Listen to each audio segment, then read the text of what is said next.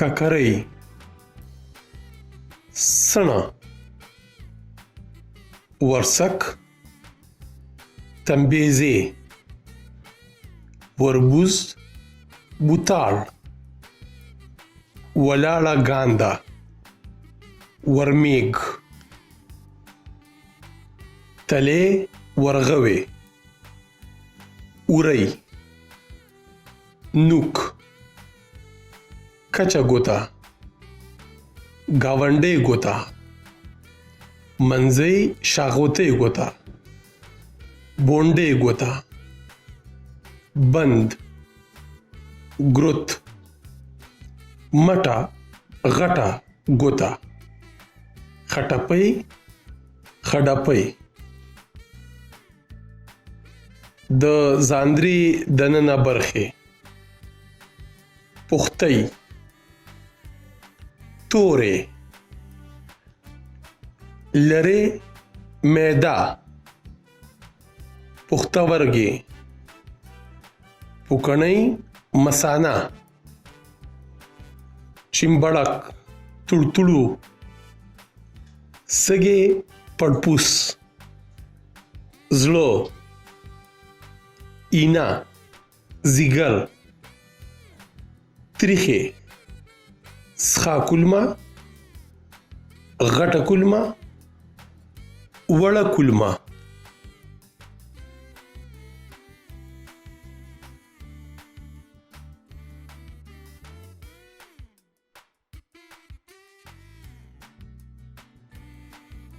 د پښتو توري الف ب پ ت ټ ث جیم زیم چ سیم ه خ دال دال زال ری ړې زې ژې ګې سین شین خین صاد دوات توی زوی این غین فی قاف کاف گاف لام میم نون نون واو هی یہ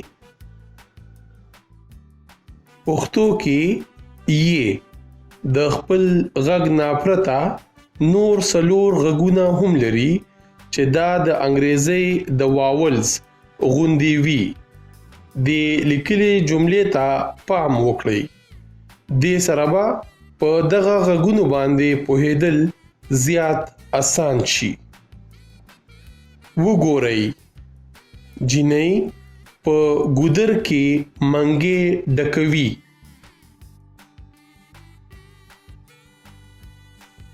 شمیر یو دوه درې څلور پنځه شپږ اووه اته نهه لس یولس دولس دیارلس څوارلس پنځلس شپاړس اوولس اتلس نولس شل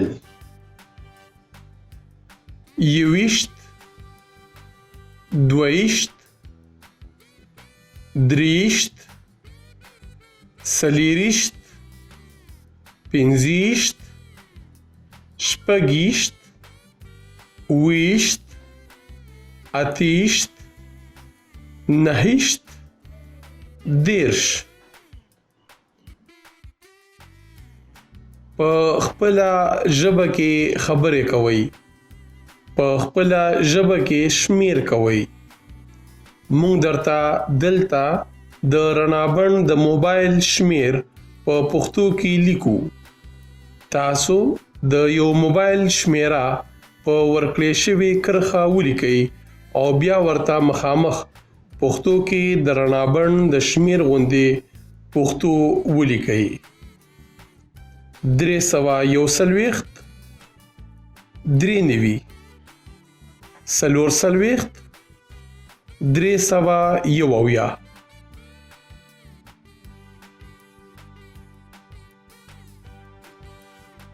د لیکلو زده کړه په مور پلار سپارښتنه تاسو خپلو ماشومانو سره کښېنئ هغوی ته وخت ورکړئ خپل مخامخ په سپینه پاڼه دا لیکل بیا بیا وکړئ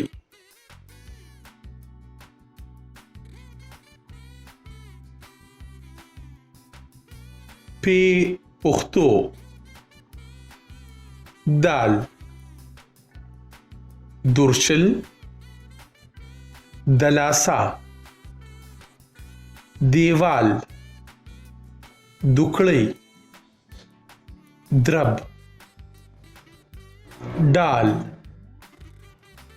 دیوا ډوډۍ ډغره ډبرۍ ډانډت زال زرا ذخیره ذکر ذریعہ ذات ری رڼا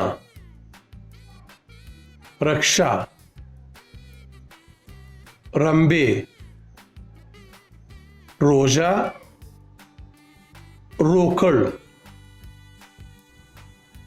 ړې ړوند ړنګ لچ لق زی زدکړیال زرغونه انا زمرې زیره زابل ژ ژبه ژوله ژوبڼ ژوند ژرنده ګي ګمنس ګیره ګلۍ ګوب ګغ د رڼابند ګلونو تاسو د دغه پورته راوړی شوو تورو نه نورې نامې او لفظونه هم جوړ کړئ او کومې نامې چې نه پیژنئ یا چې د کومو لفظونو معنی نه پیژنئ د خپلو مشرانو او استادانو نه پوښتنه وکړئ په دې پاڼه چې کوم شکلونه جوړ دي په هغې کې مونږ د ذخیرې نه یوه کرښه ذخیره ته راښکلې ده تاسو هم د هر شکل نه یوه کرښه اړونده لفظ یا نامې ته کشف کړئ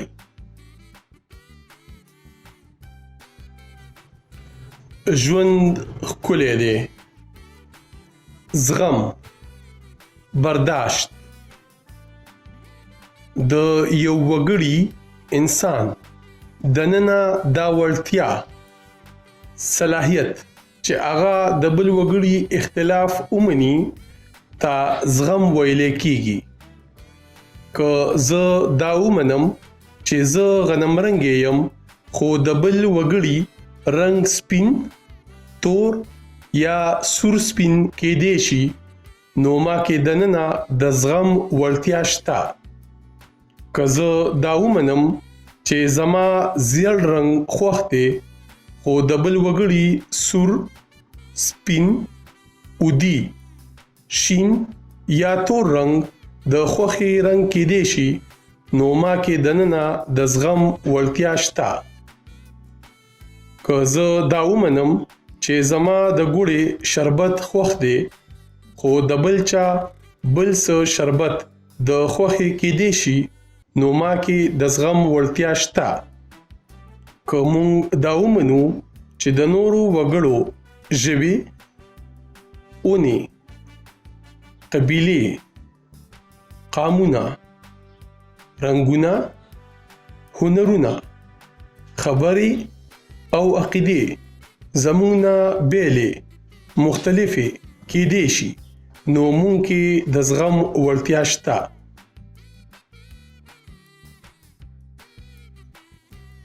د رڼابڼ ګلونو ځانونو کې زغم پیدا کړئ. دا ضروری نه ده چې هر څوک یو شان وي، یو شان سوچ کوي او یو شان سیزونه یې خوښیږي. جنګونه مه کوئ. په جنګونو کې خلک خوږیږي، ژوبلیږي او مړه کیږي. کنځلې مه کوئ. تاسو چې چاته کنځل کوئ نو هغه به درته په ځواب کې دعا کوي که کنځل. تاسو چې پچا پسې ډانګې راخلی نو هغه به درله ګلاب درکوي که هغه به هم ډانګې راخلی. یاد وساتئ چې د مینې نه مینا او د کرکې نه کرکه پیدا کیږي. د رڼابڼ ګلونو ځان کې د اختلاف د زغم وړتیا پیدا کړئ. د لوبو ټوپکې تمانچې. د رڼابڼ ګلونو وړوکی اختر راغلو. تاسو به د خپل مور پلار، خویندو، ورونو، خپلوانو او ملګرو سره د وړوکی اختر مبارکۍ کوئ. خواږه به خورئ. نوې نوې جامې پیزارونه به مو وي او میلو ته به هم ځئ. تاسو به په اختر کې ځان له د لوبو سیزونه هم اخلئ. ستاسو چې د خپلو لوبو دپاره کومه نینځکه، ګوډاګې، ګاډې یا بل سیز خوښ وي هغه اخلئ، خو ټوپکې، تمانچې، تورې چړې، ټینکونه او دغه نور د جنګونو سیزونه مه اخلئ. جنګونه ښه نه وي. د جنګونو سیزونه څخه پټې وي. په مور پلار سپارښتنه: تاسو د خپلو بچو سره کښېنئ. هغوی ته د جنګونو، کنځلو او د جنګي لوبو په زیان خبرې وکړئ. هغوی ته وښایئ چې په ځانونو کې د زغم وړتیا پیدا کړي.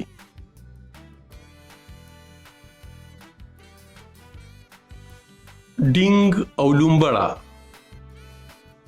یوه لومبړه وه چې په نورو ځناورو پسې به یې ملنډې کولې. هغه به ټوله ورځ ګرځېده او د نورو ځناورو د تنګولو څه لاره به یې لټوله. یوه ورځ یې ولیدل چې د غره په لمن کې د بهیدونکي خوړ په غاړه یو ډینګ ولاړ دی. د ډینګ په لیدلو د لومبړې مزغو ته یوه ټوقه راغله. هغه د ډینګ خواته ورغله او ورته یې ووی: ما ډیره ترسکونه ښوروا پخه کړې ده. خوښه دې نه ده چې زما میلمه شي؟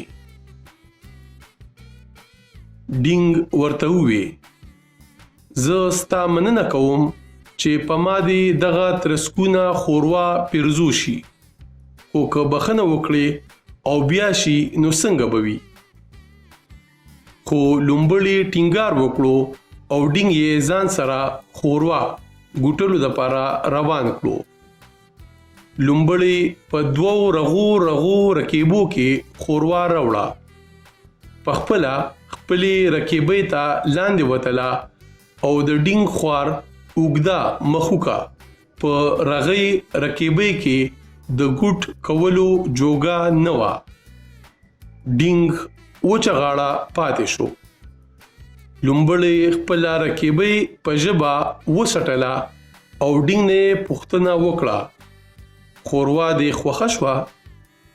ډینګ ځواب ورکړو، ستا لاسونو کې ډیر خوند دی. داسې ښکلي او ترسکونه خوروا ما کله سکلي هم نه وه. څه دې خیال دی چې سبا در باندې زه زما د لاس خوروا وګوټم؟ دومره خوندوره به نه وي، خو زه به یې درله په ډیره مینه پخه کړم. لومبړه ړومبی خو لږه حیرانه ځکه شوه چې ډینګ خوروا سکلي هم نه وه، خو بیا یې ورته په دې نیت ښه وکړل چې ډینګ به غچ بدل څنګه اخلي، او په سبا د خپل لوز سره سم د ډینګ کور ته روانه شوه. ډینګ د اردو ژبې یوه قصه اورېدلې وه چې هغې کې د لومبړي نه د بدل اخیستو دپاره ډینګ په یو ژور مرتبان کې خوروا اچولې وه او د لومبړي خوله هغه مرتبان کې پرتې خوروا ته نه رسېدله. دغه شان ډینګ په ژور مرتبان د لومبړي نه د رغۍ رکیبۍ غچ اخیستی و. ډینګ ځان سره سوچ وکړو چې غچ اخیستل د کمزورو خلکو کار وي، زورور خلک خو بخل کوي. ډینګ لا دا سوچ کولو چې دې کې لومبړه راغله. د اخیر په خیر نه وروستو ډینګ په رغې رکیبۍ کې د لومبړي مخې ته او په ژور مرتبان کې خپلې مخې ته خوروا کېښودله. لومبړي چې د ډینګ دا سړیتوب ولیدو نو په خپلو کړو ډیره پښیمانه شوه. ځان ورته ډیر ملامته ښکاره شو او پرېکړه فیصله یې وکړه چې بیا به کله هم د چا سره داسې ملنډه نه کوي. پایله ړومبی، خو دې بخونکی دی او بخونکی یې خوښ وي. پایله دویمه، انسان د بدو بدل کې بد نه کوي. پایله دریمه، بخل د بدل اخیستو نه زیات غوره دي.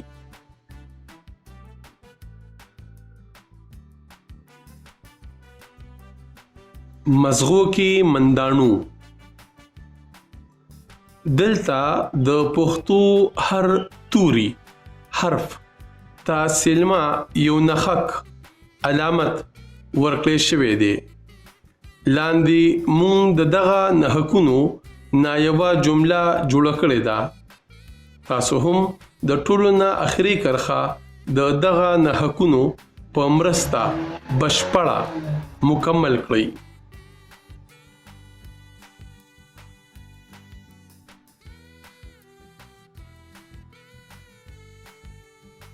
پښتونخوا،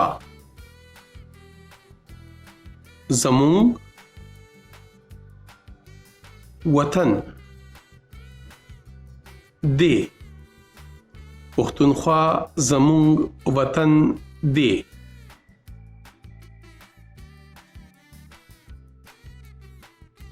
دا زمونږ وطن دی. باید زمونږ ماشومان د خپل وطن د بیلابیلو سیمو نامې، ولسونه، کلتورونه، ژبې، خدایي شتمنۍ، قدرتي وسایل، سیندونه، غرونه، هنرونه، عقیدې، خبرې، سندرې، او روزګارونه وپیژني.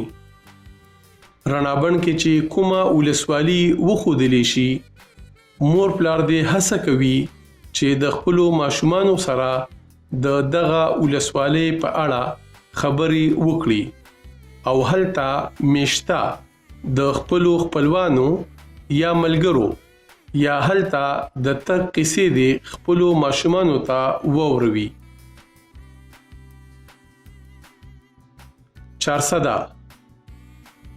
چارسده د پښتونخوا یوه تاریخي ولسوالي ضلع ده چې لرغوني نامه یې پشکلاوتی ده. د دې معنی ده د برسنډې ښار. چارسده د پېښور نه په 28 کیلومتره مزل پرته ده. دلته د جندي، سردریاب او خیالي په نامو 3 سیندونه بهیږي. د چارسدې ځمکې پریوانه، کاپي، اوبه لري او ښېرازه زرخیزې دي. دلته غټو فصلونو کې غنم، وریجې، ګني، تماکو او جوار کرلې کیږي. په سبزیانو کې الو، ټماټر، بینګلۍ، باتینګن، ساګونه، شلخې، پیشترې، ملخوزې، پالک، غندلې او په میوو کې الوچي، خرمانۍ، شلتالان، خټکي، زیړ املوک او امونه کیږي. د چارسدې ګوړه، رزړواله مټایي، وریجې، د خمتا توکي، کپړې او سپلې په ټوله نړۍ کې مشهور دي. دلته یو پوهنتون یونیورسيټي هم دی چې په باچا خان پوهنتون چارسده پیژندلی شي. په تاریخ کې د خپلواکۍ، ازادۍ ستر غورځنګ تحریک خدای خدمتګار هم دلته نه پیل شروع شوی. د پشکلا، اشتکاس، کنشکا او وشوامترا نه د باچا خان پورې د چارسدې خاورې ډیر لوی اتلان زیږولي دي. لورلای بوري. لورلای د بلوچستان ولایت صوبې ولسوالي ده چې لرغوني نامه یې بوري ده. د دې گاونډي ولسوالۍ موساخیل، برخان، بارکان، کوهلو، هرنائی، زیارت، قلعه سیف الله او ژوب دي. په بوري کې د اوبو د لږوالي په وجه کرونده ډیره نه کیږي او د اوبخور د پاره زیاتره ټیوبویلونه کارول کیږي. خو د میوو باغونه لري چې پکې بادام، کور، انګور، خرمانۍ، زیتون او سیوان زیات کیږي. دلته پومبا، کپاس هم ټوکولې کیږي. سبزیانې ډیرې کیږي. په دوکي کې د کویلې درنګونه، کانونه هم ډیر دي. ځمکې زیاتره شاړې دي. سازګې غر چې خلک ورته چنجن سر هم وایي مشهور دی. د بوري زیاتره خلک کروندګري کوي، خو هر څو ډیره لږه ځمکه د کروندې جوګه ده، نو خلک د خپل ژوند تیرولو دپاره د ګډو بیزو، رمې او د څاروو کنډکونه هم ساتي او خپل روزګارونه هم کوي. څه خلک سرکاري نوکري هم کوي.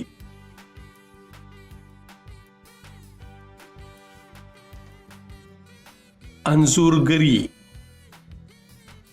په 13 میاشت کې مونږ بنسټیز شکلونه زده کړي وو او دا مو ویلي وو چې زمونږ غیر چاپیره څیزونه د دغه بنسټیز شکلونو په مرسته جوړېدی شي. دې میاشت کې به مونږ د سیورښت شیډینګ زده کړه کوو. راتلونکي ګڼه کې چې مونږ د بنسټیزو شکلونو نه د څیزونو جوړولو زده کړه کوو نو هغې کې به ووینو چې دا سیورښت د اړخونو ډایمنشنز په ښودنه کې څومره ارزښت اهمیت لري. دلته مونږ د سیورښت 15 ډولونه ښایو. ټاکي سیورښت سټیپلینګ، پوینټیلیزم، د پنسل په څوکه د ټاکو په مرسته جوړ سیورښت. کرخنده سیورښت هیچینګ، د کرښو په مرسته جوړ سیورښت.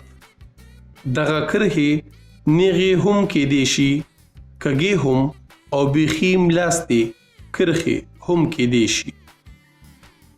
سور کرخنده سیورښت کراس هیشینګ، داسې سیورښت چې له یوې خوا کرخنده سیورښت ته هم هغه شان د بلې خوا نه هم وشي. کش سیورښت سټروک، د پنسل په مرسته سزې خړول.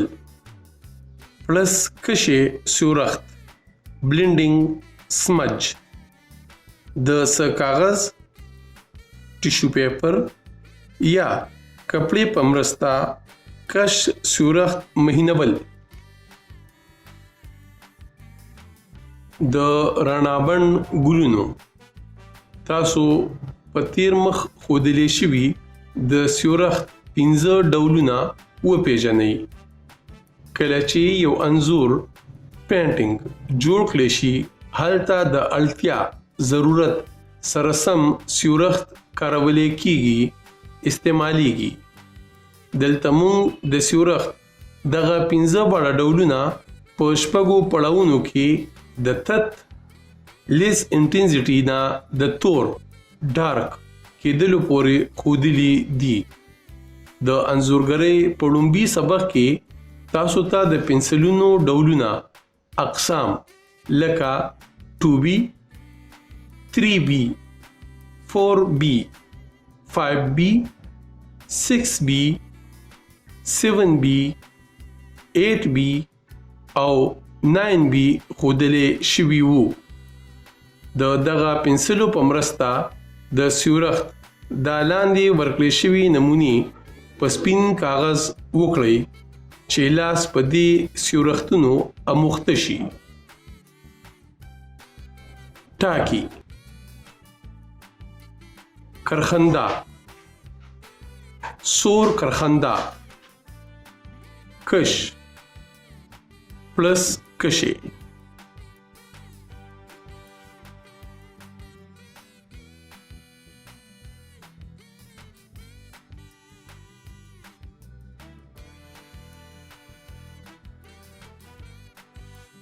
ډب ډب د پوسکې،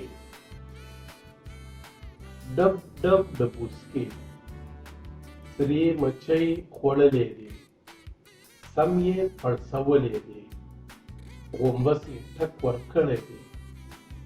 ډب ډب د پوسکې، سترګې یې چوچنۍ لکه د چین نه چې راغلی دی، سرې مچۍ خوړلې دی، غمبوري پړسېدلي پړسومبک یې ترې جوړ کړی دی، غومبس یې ټک ورکړی دی. ډب ډب د پوسکې، سرې مچۍ غومبسې، اوړي کې تیرې وي او په ژمي کې ماکوان. ډب ډب د پوسکې. د رڼابند ګلونو، اوړی راغلو او اوړي د ځان سره غرمکې ګرمکې او سرې مچۍ هم راوستې. سرو مچو ته غومبسې هم وایي. د غومبسې له شا تیره وي. کله چې چا لټک ورکړي نو هغه ځای وپړسېږي. سرې مچۍ ځان له په سوري او تیاره ځای کې کور جوړوي.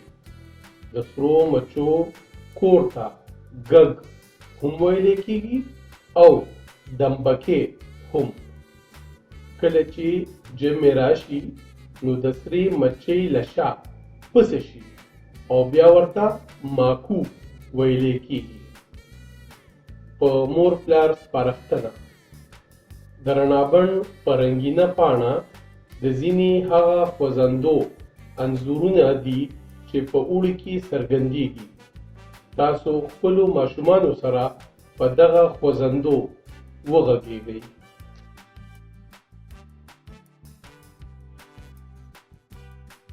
دونیمار کاکا.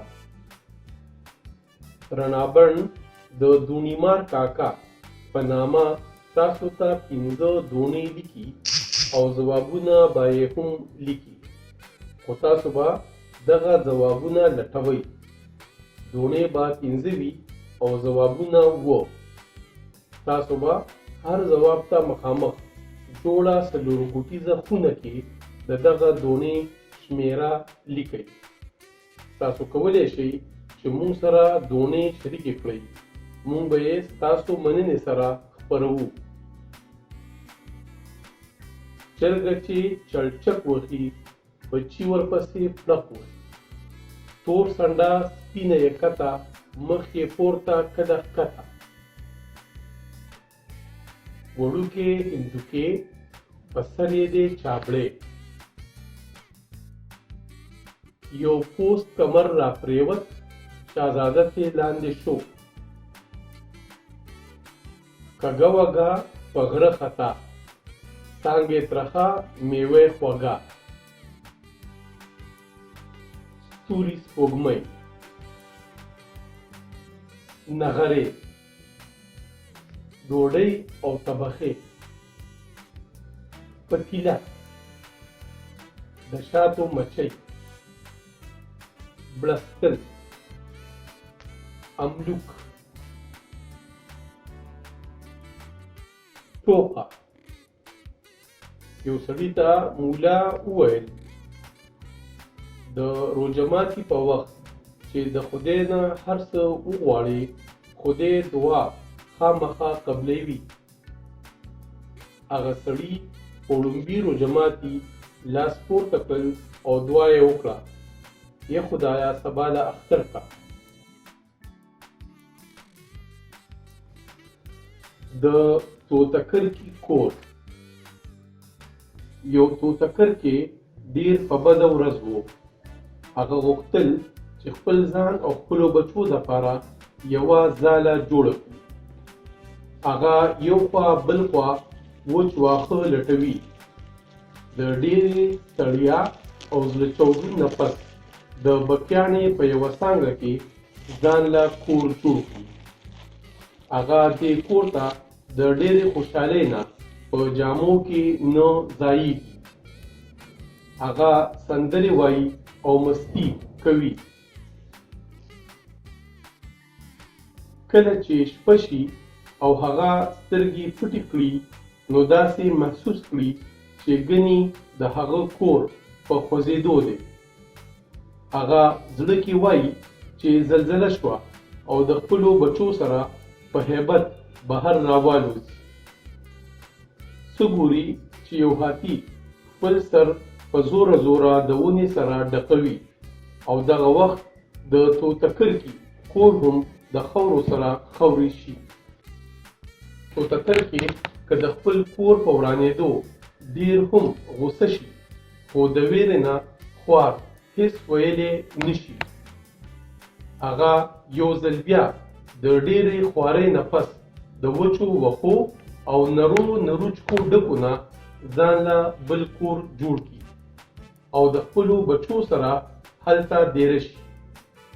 یوه ورځ چې توتکرکي خپلې ځالې ته ډېر ستړی راشي او ویده شي نو په خوب کې څه ویره محسوس کړي او چې وګوري نو ماشومان خاندي او یو اوږد ډانګې د توتکرکي د کور ورانولو دپاره ورغځولې وي. توتکرکې سره د خپلو بچو د هغه ځای نه هم کډه وکړي. اوس هغه داسې ځای لټوي چې هغه خوندي وي او څوک هلته د چا کور نه ورانوي. په دې لټون کې هغه یوې بانډې ته ورسي. هلته یو څو کورونه وي. د کلي خلک په پټو کې کرونده کوي. هلته یو خورین جومات او د لارې په غاړه یو چوپال جوړ وي. توتکرکې د ډېر سوچ نه پس د جومات خواته د خرولې د اونې په یوه څانګه کې ځان له د کور جوړولو پرېکړه وکړي. هغه خپلو بچو ته ووایي دې بانډه کې لږ خلک اوسیږي، بس دغه یو څو کورونه دي، یوه اټۍ ده، یو د خټو لوټو نه جوړ جومات دی او د لارې په غاړه دغه یو چوپال دی. زموږ ژوند به دلته خوندي وي، څوک به هم زموږ کور نه ورانوي. د توتکرکي دغه هوښیارتیا د هغه او د هغه د بچو په کار راشي. اوس هغه ښه په امن، سکون او خوشحالۍ خپل کور کې د خپلو بچو سره ژوند تېروي، مستي کوي او سندرې وایي.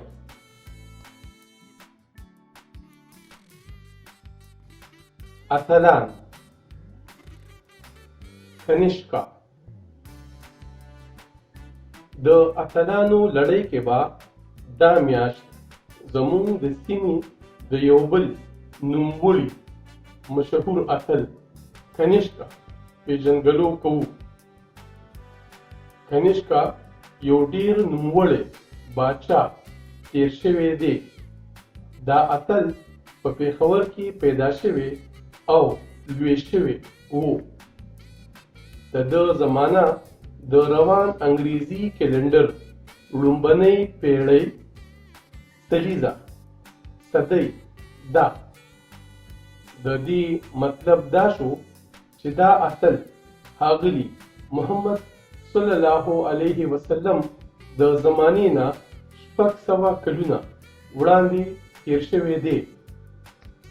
څنګه چې تاسو د رڼابند په وړومبنۍ کې د پېښور د تاریخ په برخه کې لوستلي وو، د دې اتل په زمانه کې د پېښور د تاریخي ښار نامه پوروشاپوره وه. د دې اتل د نیکه نامه ویما تکتو وه.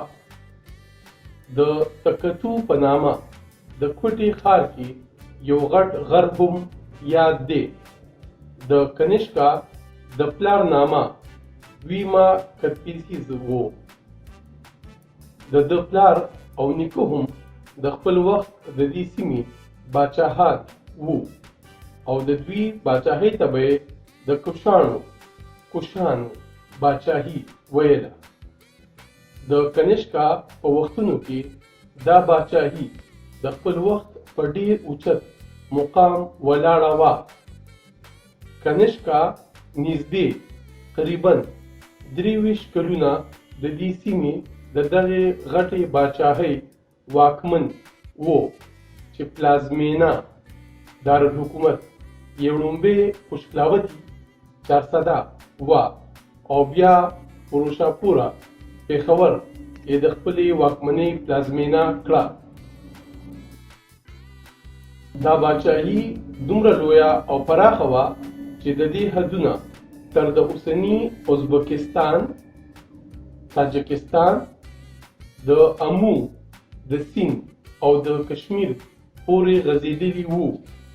په کشمیر کې یو وړوکی ښارګوټی د کنیشکا پور په نوم آباد و چې وروستو یې نامه کنیسا پور شوه او اوس هم دغلته د کنیشکا مجسمې شتون لري.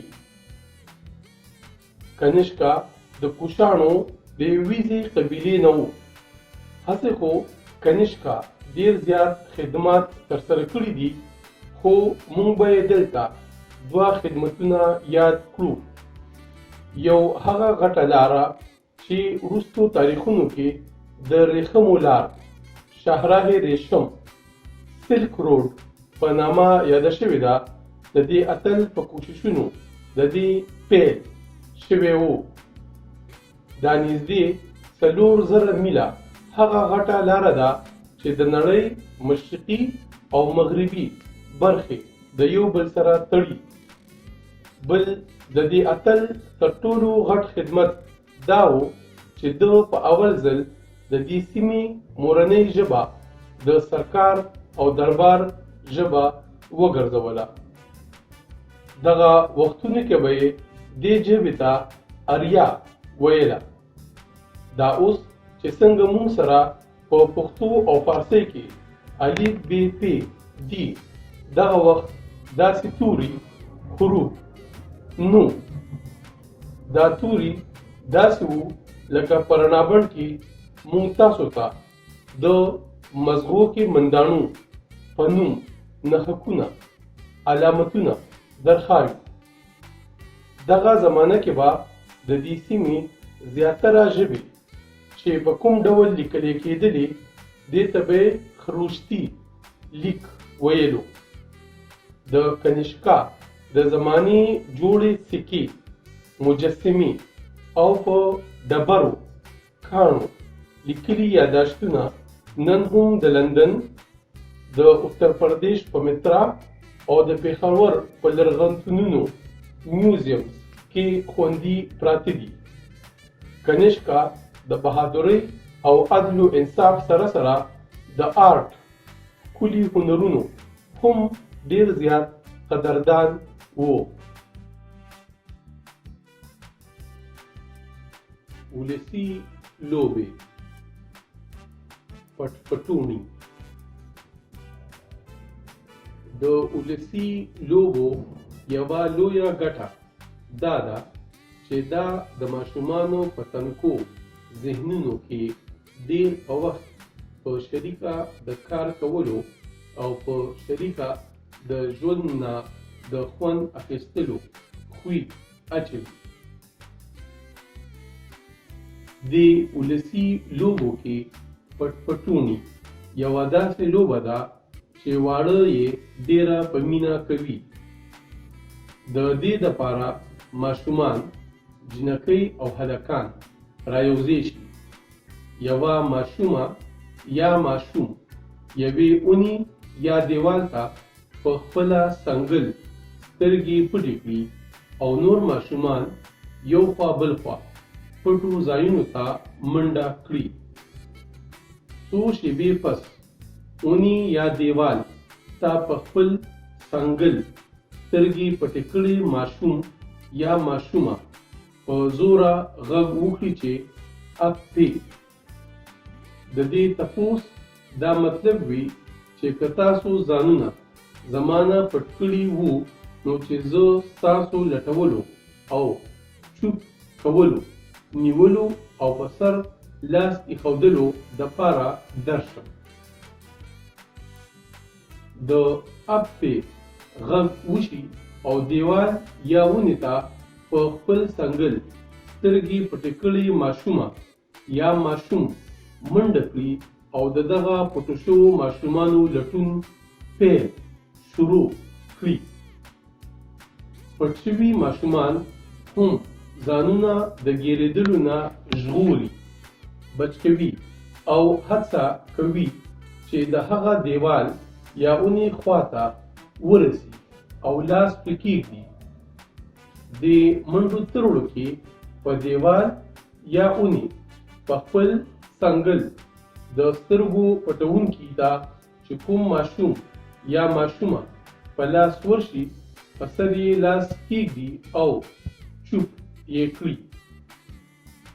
کوم ماشوم یا ماشومه چې چوپ کړی شي را روان ځله هغه دیوال یا اونې ته په خپل څنګل سترګې پټې کړي او نور ماشومان ترې ځانونه پټوي او دا یې لټون او چوپ کوي. که کوم ماشوم یا ماشومه چوپ نه کړي نو لوبه بیا د سره شي. پټپټوني که یوې خواته د منډو تړلو لوبه ده او د ماشومانو د بدن او صحت دپاره ګټوره ده. که بل اړخ ته وګورو نو دا د ماشومانو ذهنونو کې د منصوبې جوړولو، د ځان ژغورلو، بچ کولو، د پټ شوو څیزونو د موندلو او ځان خپل ټاکلي مرام، هدف، ګول ته د رسولو تربیت هم کوي.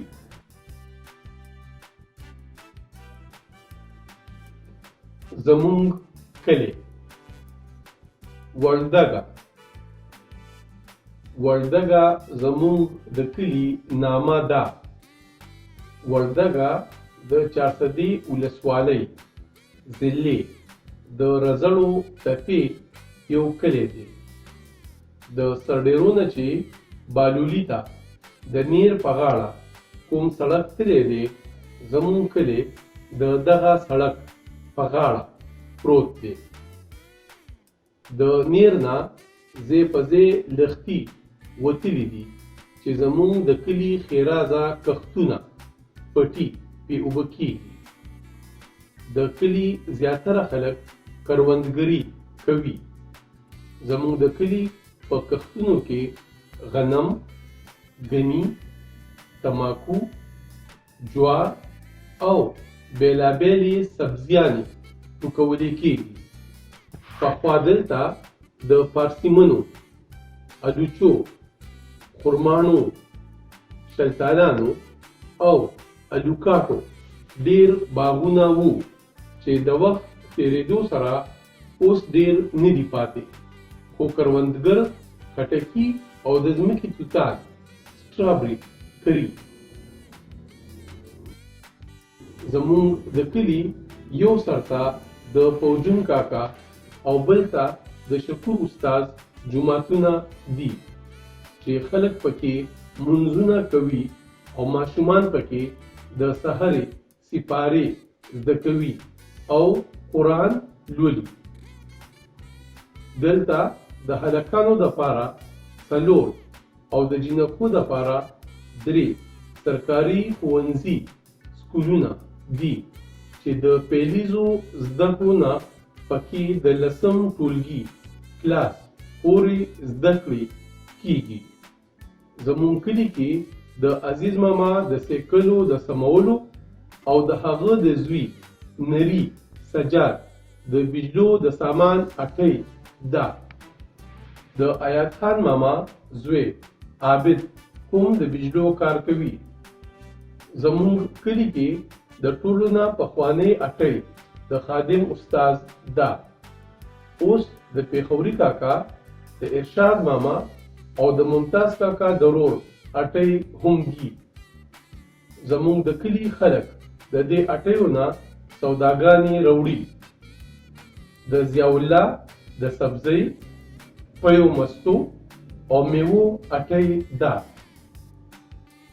د بد کاکا د پیو مستو اټۍ ده او هغه پکې حکیمي درمل هم جوړوي.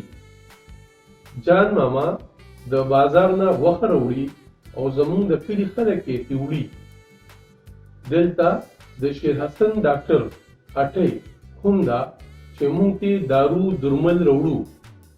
هغه ناروغو ته تن هم وخي.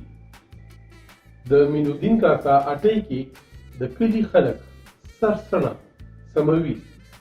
د مینودین کاکا زوی سلیم مونږ له ویښته واړه کوي او مونږ ښکلي کوي. زمونږ د کلي څه خلک ښوونځو کې استادان، څه پروفیسران، څه انجینیران، څه پولیس او څه دیاړیمار او مزدوران دي. ډیر خلک خپل بیپار او روزګار هم کوي. جانزیب کاکا په بټ کې نینی پخوي. د ترکاڼ ماما د ترکاڼۍ او د رستم کاکا د انګرۍ اټۍ هم شته. زمونږ کلي کې ملکیان، باجوړي، مومند، ملیزي او سرو کورونه د سیدانو یو ځای د ورونو په شان ژوند کوي. د رڼابڼ ګلونو د پورته لیکنې په رڼا کې تاسو د خپل کلي په اړه د دې تپوسونو ځوابونه زده کړئ. ستاسو د کلي څه نامه ده؟ ستاسو کلی په کومه ولسوالۍ ضلع کې دی؟ ستاسو په کلي کې د جنکو څو ښوونځي دي؟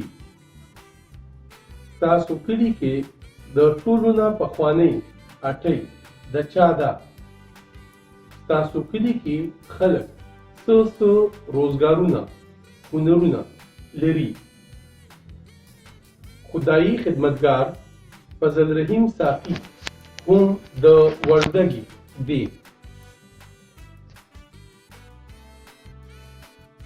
اور، ساينس او پرمختګ. د اور موندل او قابو کول د نړۍ د پیل سره سم هر څوک دلته اور په څه نه څه بڼه شتون لرلو، خو انسان پیژندلی نه و چې دا څه شی دی. د انسان ژوند د اوبو په غاړه و. هغه به په وریځو کې د ګلګل بابا سره برېښنا لیدله. هغه به د آتشفشان نه بهیدونکې اور هم لیدلی وي، خو هغه اور قابو کړی نه و. کله چې یو چا په بې پامۍ کې دوه بکورې خپلو کې وټکولې او دغه بکورو نه سپرغۍ ووتله، د اور قصه هم دغه ځای نه پیل کېږي. اور رڼا هم لرله او زور هم. د دې سره د لرغوني انسان په ژوند کې ډېر لوی بدلون راغلو او د پرمختګ لارې پرانیستې شوې. انسان په دې پوه شو چې د اور نه څنګه کار واخلي، ځان پرې څنګه د لیوانو شرمخانو نه وژغوري، اوسپنه پرې څنګه ویلې کړي او بیا دغه اوسپنې نه بلها څیزونه جوړ کړي او خپل ژوند پرې اسان کړي. وروستو انسان اور قابو کړو او د وچو ډکو، چخچو، لرګو او پاڼو نه پرته یې داسې څیزونه وپېژندل چې ترې اور بلېدی شي. د اور د موندلو او بیا د دې د قابو کولو سره انسان د کاڼي زمانې نه نیغ د اوسپنې زمانې ته ننوتلو. هغه د تیږو او کاڼو په ځای د اوسپنې اوزار جوړ کړل. اوس د نوې ټکنالوژۍ د راتللو او د څیزونو د استعمال د پوهې زیاتېدلو سره د انسان ژوند ډېر زیات اسان شوی دی. د رڼابڼ ګلونو. تاسو خپلو ګیر چاپېره څیزونو ته وګورئ چې څه د خاورې نه، څه د اوسپنې نه، څه د لرګي نه او څه د پلاستیک نه جوړ دي. تاسو د دغه څیزونو نامې د خپل مور پلار نه په پښتو کې زده کړئ.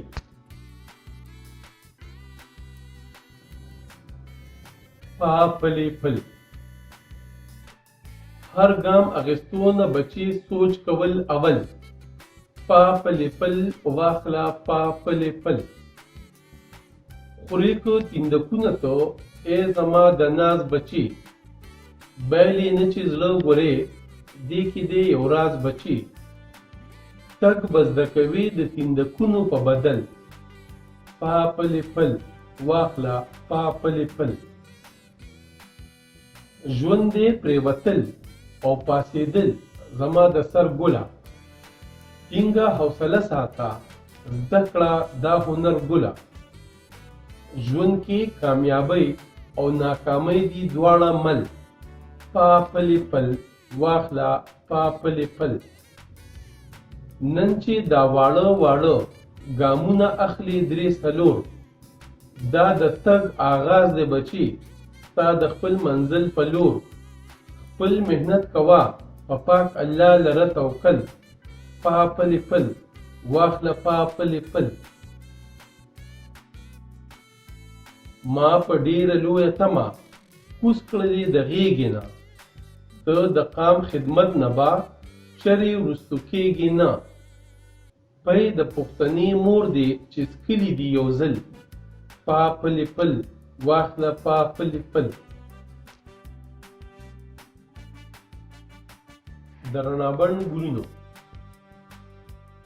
د رڼابڼ ګلونو که ستاسو زال منګ عمر د 15 نه تر 12 کالو وي او تاسو غواړئ چې ستاسو نامه ستاسو د نامې سره ستاسو د مور پلار نامه او پیژندګلو د رڼابڼ په پاڼو ستاسو د انځور سره چاپ شي، نو شابئ او د ډاک تر لارې موږ ته خپله پیژندګلو، حسي، دوني، ساینسي معلومات، تقالې، لطیفې، شعرونه او نور اړوند لیکونه راولېږئ. یادګیرنه: باید ستاسو لیکونه په خپل لاس لیکلې شوي وي.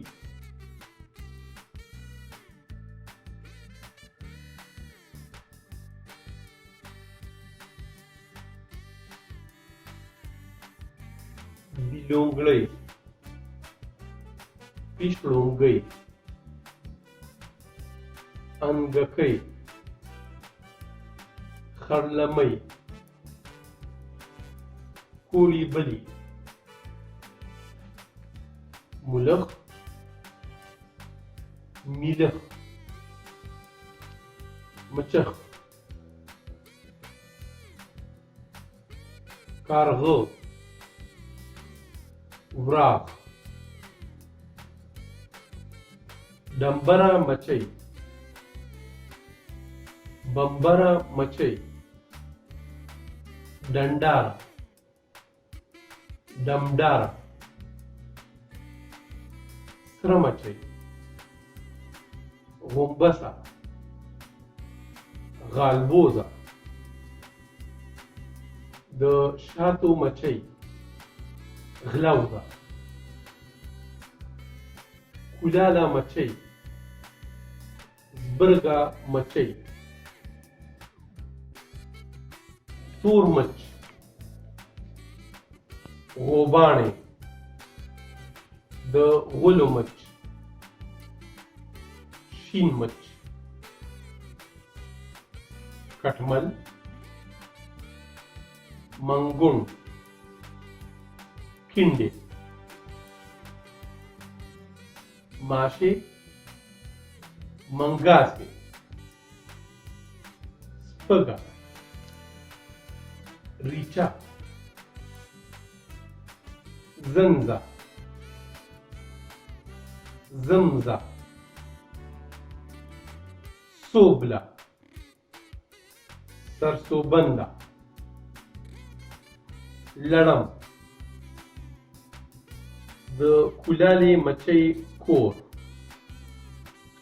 د زبرګې غومبسې خونه، د شاتو ګرګین، د سرو مچو ګرد، ډمبکې،